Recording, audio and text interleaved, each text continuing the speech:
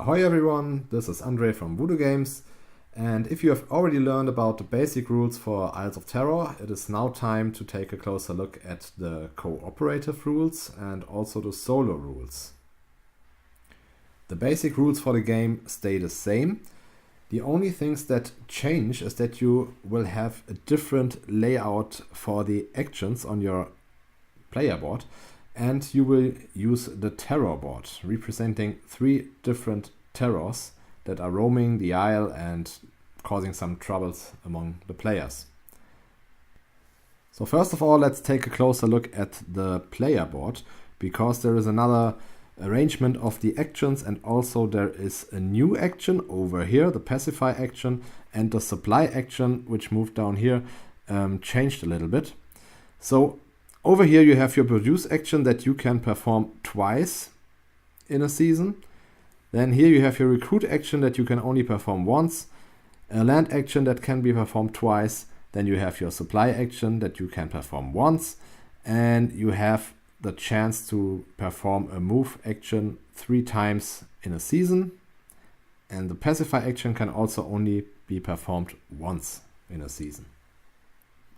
The actions pretty much do the same as in the competitive mode, except that the movement action is restricted to only 1 movement per action.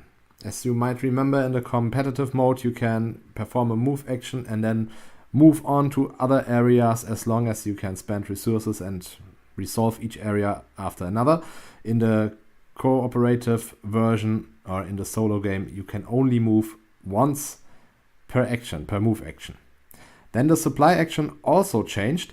The Supply action still gets you 2 resources of your choice. You can still place like 2 resources of your choice on your C card, but you could also use it to trade with another player that you are playing together with, and you can basically give him any amount of resources of your choice and take an amount of resources from him, and all the resources traded in such a way are being placed on the C cards of the players. Then there is a new action that is the Pacify action. The Pacify action will help you to lower the threat value or the threat level of the different terrors. They each have a level going from 1 up to 3. That's for the same for all of the terrors. And during the cooperative game, this one might increase and they will get more threatening. So this action will put the marker back to the first level. And I think that's everything there is for the actions that has changed. Then we can move on to the terror board. The terror board over here, as I said, there are 3 different terrors. The yellow token is in this case is representing the Marauders. Then we have the Devastators for the red token and the Savages on the purple token. Each terror has 3 different levels, and they all have an effect that is getting worse with each of the level increasements. So how do the terrors work? At the beginning of the game they are all on their board, nothing happens with them, but later on, as you move on in the game, you will draw exploration cards.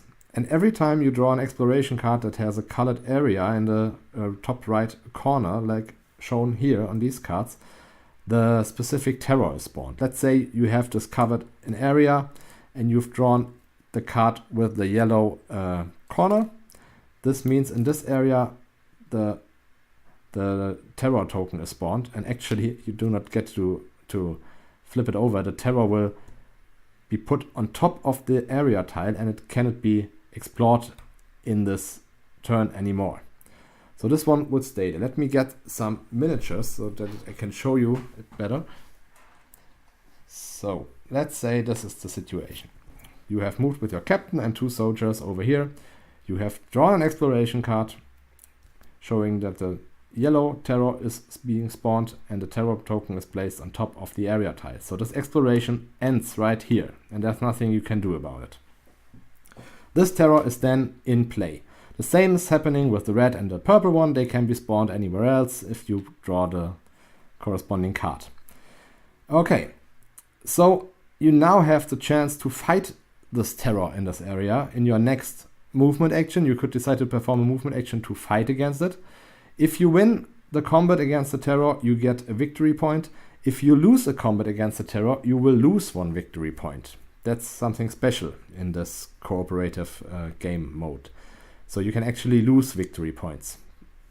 You will also lose a victory point if you decide to retreat from a combat against the terror. Okay, so as long as you are in an area containing 1 terror, you may not move out of it. You first have to get rid of it, or you have to wait until the terror moves out of the area. And that may happen at the end of the season. Before the end of the season effects take effect, first all the terrors will be activated that are currently on the game board. So if all of the players have performed their action, this one would activate. And it says in his description text that this terror moves in a random area. So you would roll where it moves to, and then it will move to a random area, and then its effect triggers. This guy, he basically steals resources from every player that is affected. On the first level, it would steal 1 resource from the player in the current area. If it grows and comes to the next level, then it will steal 1 resource of all players in adjacent areas and 2 resources for the player in the current area. And then it gets worse. It's getting worse with the third level as well. Increasing a level is basically done by drawing further exploration cards that show the same color. So if the terror is already on the board and you draw another exploration card with a yellow color, the level is increased. If the level is already on the third one and you draw another yellow exploration card, then this terror immediately gets an activation and will move again in a random direction and cause its effect to happen. So most likely the terrors will be appearing sometime at the beginning of the game, and then they will increase their level. But at some point we had to make sure that it's also possible for terrors to come to the areas that will be explored later in the game. Therefore we have some cards that are having the yellow corner or the red or the purple one, and there is an exclamation mark added to it. The exclamation mark means no matter where you are on the board, if you draw an exclamation mark with the corresponding terror token, then this one is immediately put into this area. No matter if it's already in the game or outside of the game, it's immediately put into this new area and stays there. So that's basically how the terrors are handled. They are moving on their own, described in their texts. They are having their own effects, and they have an area value. That's the red value down below here. So that's used for fighting them. You cannot negotiate with them. You always have to fight them, and therefore you use the specific area values.